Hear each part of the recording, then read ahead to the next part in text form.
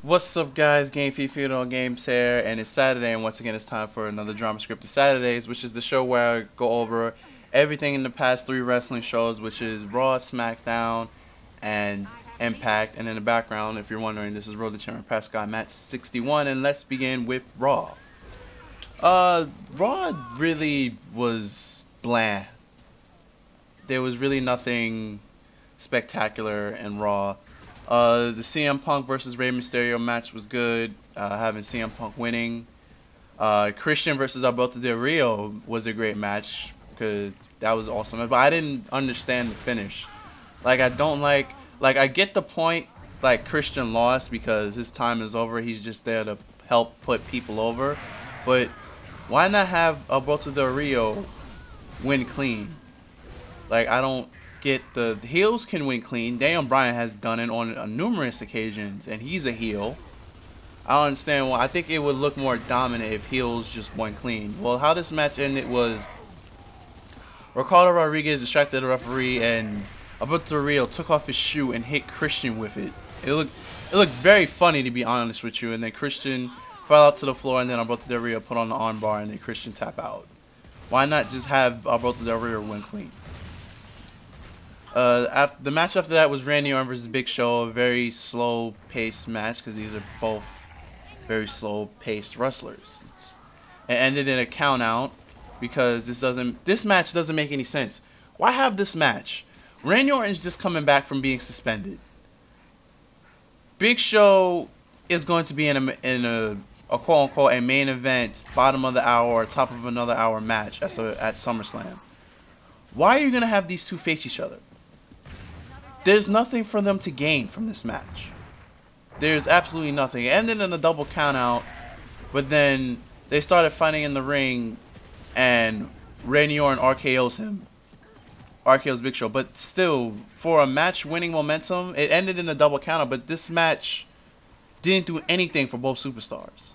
With a roster of 60 plus superstars, you could have found it a put insert jobber mid-Carter A here for Randy Orton and insert jobber mid-Carter here B for Big Show. You didn't have to have these two fight each other. There was just no point because I knew from the beginning that either one wasn't going to have a clean finish or two there was going to be a no decision. Because like I said before, Randy Orton just came off suspension, so you want to push him, and Big Show's going to be in one of the main event matches at SummerSlam. Like I said, I didn't understand that match being made. I just don't. After that was Kurt Hawkins and Tyler Rex versus Ryback again. And Ryback won. And then we have Titus O'Neil and Darren Young versus Primo and Epico.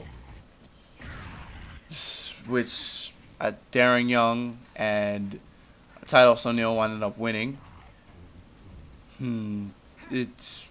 Yeah. After that was Brodus Clay versus Sandow, which didn't happen because Sandow beat the holy crap out of Brodus Clay before Brodus Clay could get to the ring.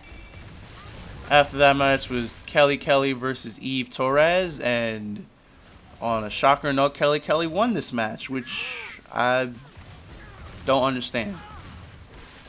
The biggest bluff card of the whole night was the Shawn Michaels and Triple H and Brock Lesnar segment, which had all three of them. Well, it had Shawn Michaels coming out first because Raw did take place in San Antonio, Shawn Michaels' hometown.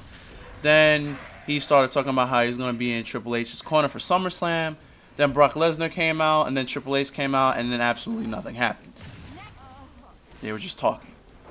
Well, that's why I call it the bluff of the night. Alex Riley versus Dolph Ziggler, which was a very, very good match, and Alex Riley wound up winning, so never forget that date that Alex Riley won on Raw. And then you have the random ass Miz versus Kane match, which Kane wound up winning. So does this mean that Kane gets a title shot? Who knows? All we know is Kane has to face Daniel Bryan at SummerSlam. And then the main event was John Cena versus Daniel Bryan. And the only good part about this match was the way the finish, because it went into the Yes Lock, and it went into from the STFU to the Yes Lock, and until the AA, and John Cena wound up winning. And then how the end came out, everything just went to hell. Because CM Punk came out to the ring, and then Big Show came in and just punched CM Punk. And then it just left Big Show standing tall, and that's how Raw ended. On to SmackDown. SmackDown didn't do anything robust.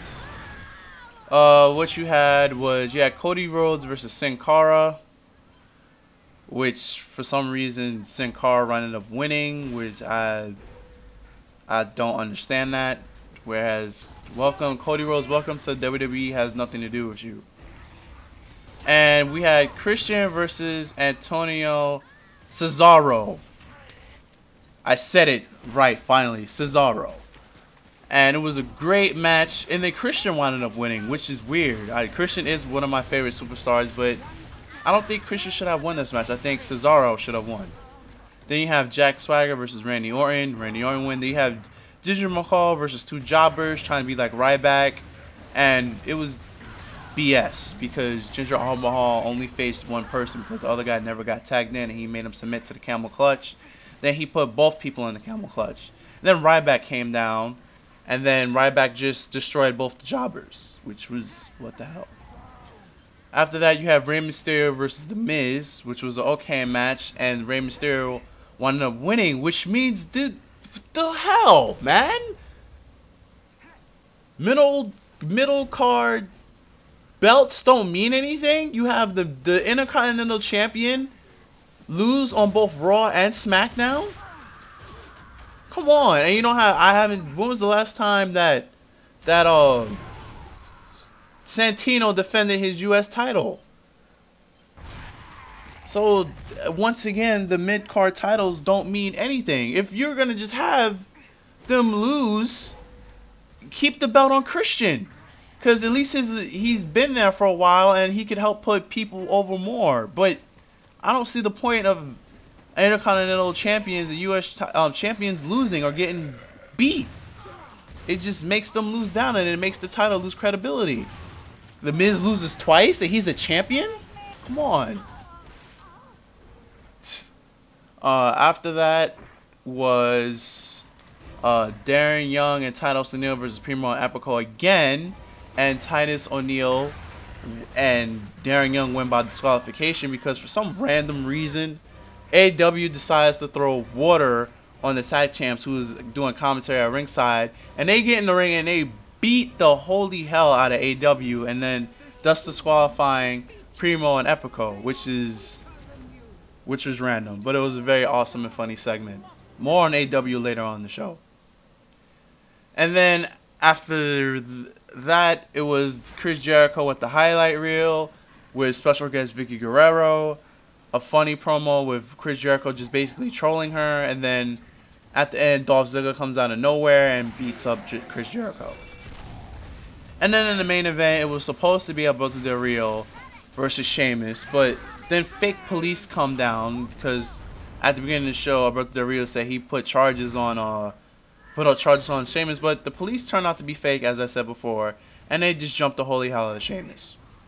And that ends SmackDown. Now on to this nonsense called Impact Wrestling. Impact Wrestling started off with Bully Ray coming down and basically calling out James Storm. Now at this point in the segment, I thought, wait, isn't Open Fight Night the week after the pay-per-view? So then James Storm comes down and they start talking. And then the ninjas come on the Titantron. And the horriblest Bane voice I've ever heard. It was so bad that I could hardly understand what one of the ninjas was saying. And he basically was saying that, oh, Sting is giving us an open invitation for us to come down. And that's a very dangerous thing to do. And you'll know who our latest target is tonight. And that's how, and then they disappear off the Titantron, which was weird. Then you have a Bound for Glory series match. You have Rob Van Dam versus Magnus. Rob Van Dam wound up winning via pinfall, so he gets 10 points. It was an okay match. Then you had the tag team title match. You had the Fallen Angel Christopher Daniels versus Frankie Kazarian versus the TV champion Devon and Garrett Bischoff. Now, I do not understand why Garrett Bischoff is getting a title shot. And furthermore, I do not understand why they stopped Devon defending his TV title every week. I think TNA has a roster full of, I think, 30, 35. They can have Devon defend his title every week still. They just randomly stopped it. But the winners of this match was Christopher Daniels and Frankie Kazarian. That match was... After that, we had Kurt Angle versus AJ Styles in another Bound for Glory series match, which I'm going to go and say this was the best match on the card. It was very, very entertaining match. A lot of two calls, and Kurt Angle wins by pinfall. So Kurt Angle gets 7 points. And after that match, which was Gail Kim versus Brooke Tessmacher, it was an okay match. Brooke Tessmacher winds up winning. After that match was the contract signing between Bobby Roode and Austin Aries, and basically the stipulation goes as follows: if Austin Aries loses, he's not gonna get a rematch because he agreed to it. If Roode winds up losing, there is no rematch. So this will be the final encounter between Bobby Roode and Austin Aries for the TNA World Heavyweight title. And they shook on it, which was weird because instead of shaking each other's hand, they both shook Sting's hand. Which, that, I didn't understand. But it's whatever, it's TNA. After that was the main event, which was Bully Ray Dudley versus James Storm. And Bully Ray wound up winning by pinfall. It was an okay match. I wouldn't say it was spectacular. But then after the match, Bully Ray grabbed his chain and he looks at Storm saying, "Where are they?" Because Aces and Eights hasn't made a physical appearance in the Impact Zone the whole night. And then once again, they pop up on the Titantron with the horrible Bane voice, saying that we're gonna pay Bully Ray a visit at Hardcore Justice. And then Bully Ray looks at Storm saying, "Is that what he just said? He said that they're coming for me. Is that what he just said?" And then it ends with Storm hobbling out the ring. Okay, that's Impact. Jerry Springer. And for you guys who don't know, because TNA decides to take the Bound for Glory series to make the matches count on the house shows, here's an update on the points. James Storm still in first place with 66. Samoa Joe is in second with 54. Kurt Angle is in third with 48. Mr. Anderson is in fourth with 40. Jeff Hardy is in fifth with 35, tied with Rob Van Dam. Daniels has 33. He's in sixth place. Bully Ray has 28. Magnus has 21. AJ Styles has 16.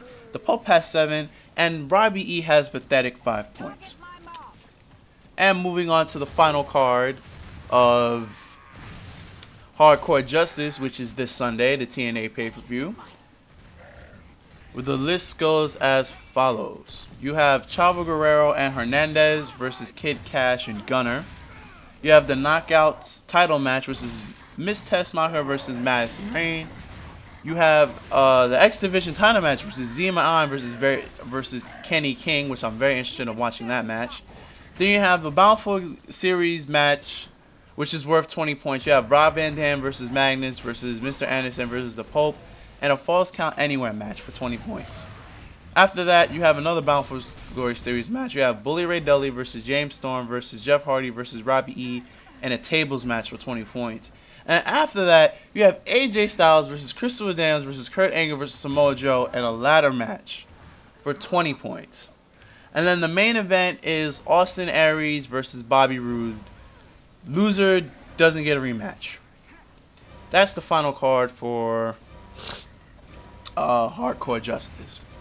And now for the unscripted side of wrestling. As you guys know, a week ago, AEW, it was Abraham Washington, made a rape joke on live television on Raw, saying that Titus O'Neil right now is Kobe Bryant in a Denver, Colorado hotel room. He can't be stopped, which was a rape joke heck on live television. And now all of a sudden, WWE decides to fire him. So on WWE.com, they announced that Friday that they have come to terms with the release of WWE Superstar AEW as of today, August 10th, 2012. WWE wishes AEW the best of all of his future endeavors. The company has noted that he's terminated personality subsequently went until multi-pearls basically, and he just went on a rant after he got fired. And he goes, then his follow tweets goes as such as this: AEW Promotions is no more, ladies and gentlemen. Thank you for all your support and hate.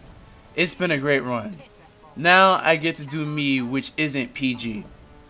Titus O'Neil and Darren Young, thank you for allowing me to speak on your behalf. You guys are the best, and I'm glad to call you my friends. I've offended the wrong people that taught me how to have attitude. It was the WWE that made me boil, and now it has turned its back on me. Let this be a lesson to up-and-coming talent in the WWE. Do not try to be great like The Rock or Stone Cold. WWE isn't the same. Just be normal, shut up, be a yes man so you can collect your check and feel like you're special. Hashtag sellouts. I remember a time when the WWE didn't care about breaking the mold, but now everyone is so afraid of their own shadow. Hashtag remember the fans. Thanks to the fans who showed me support over the whole Kobe thing, and those upset, I apologize once again. Remember, it's just entertainment, folks. I really do hope Linda wins that election, because if not, then all of this BS has just been for nothing. Hashtag go Linda. And yes, AEW has been fired, thus because that rape joke he has said. But yeah, that's pretty much it for everything that happened this past week. All the shows this week were kind of once again, nothing really stood out. I don't understand why Daniel Bryan is facing Kane at SummerSlam. I don't understand why our U.S. champion is not defending his title, and I don't understand why our Intercontinental champion is losing both his matches. Doesn't make any sense to me. I do not understand why TNA continues to be Jerry Springer, and I will never understand anything that TNA has to do with ninjas. And on a side note, my friend Blockbuster Tibbs said he has a thing about the ninjas. He said the ninjas are run by Sting. He goes, you want to know why? Who was the first person ever to induct into the TNA Hall of Fame? Sting. What was Sting's gimmick before the ninjas came? Joker. What did he do? What did Joker use? Cards. What did Sting use? Cards. What does Aces and Eights use? Cards. Dead Man's Hand. He thinks it's Sting. I'm going to go on a better note and say it's probably Jeff Jarrett, because we haven't seen Jeff Jarrett on television since February. So there's our thoughts on who's going to be the leader of Aces and Eights. Because it's probably not going to be James Storm. But anyway, that's going to wrap it up for this week's Drama Script Saturday. Please leave the video a like and share if you care. And I'm Game Fiend of Games, guys. Signing out. Peace. Oh, and the next time you'll see me is on Monday for a Modern Monday. So yeah, I'm signing out, guys. Officially. Peace.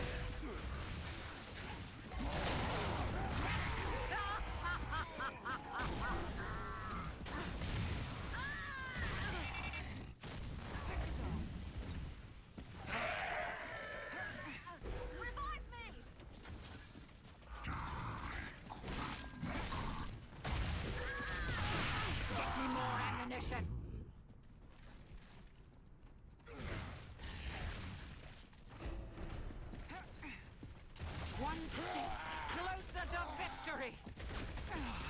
Revive me!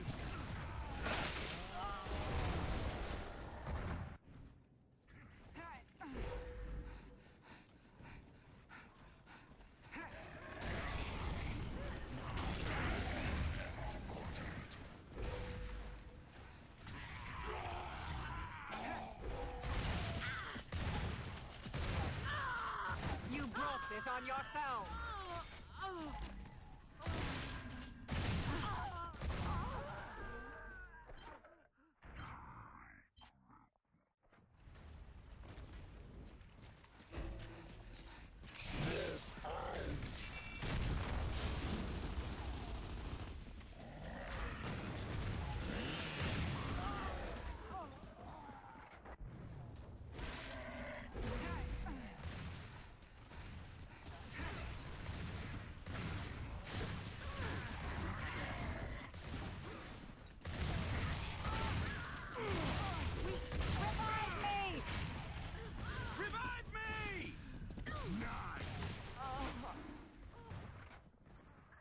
Smoke out!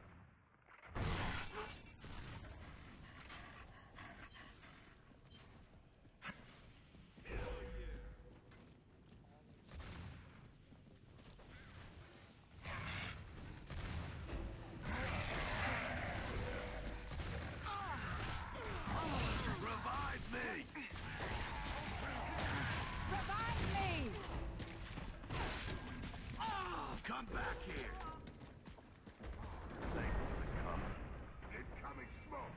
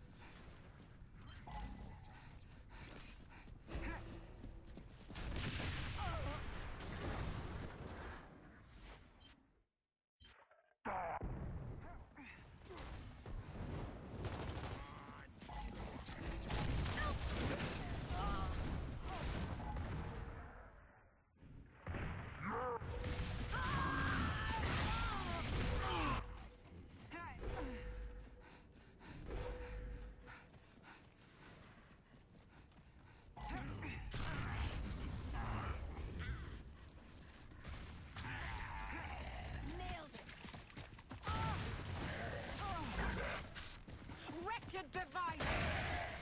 In your ugly maw! Incoming smoke!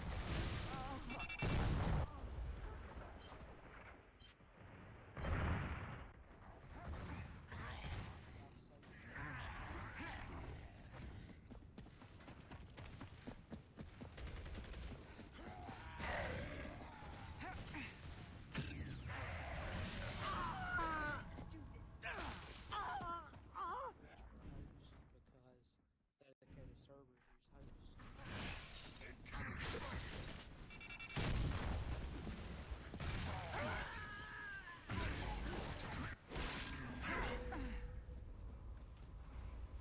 I have need of this.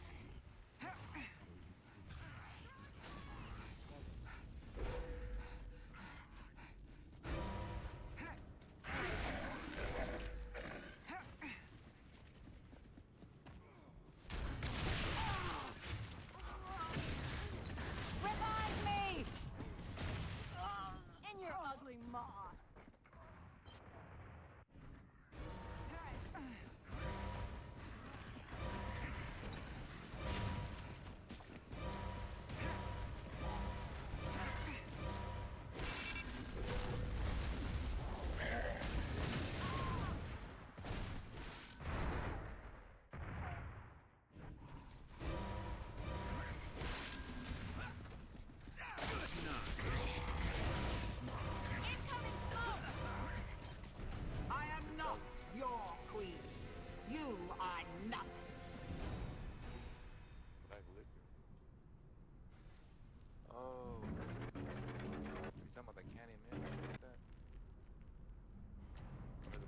chocolate?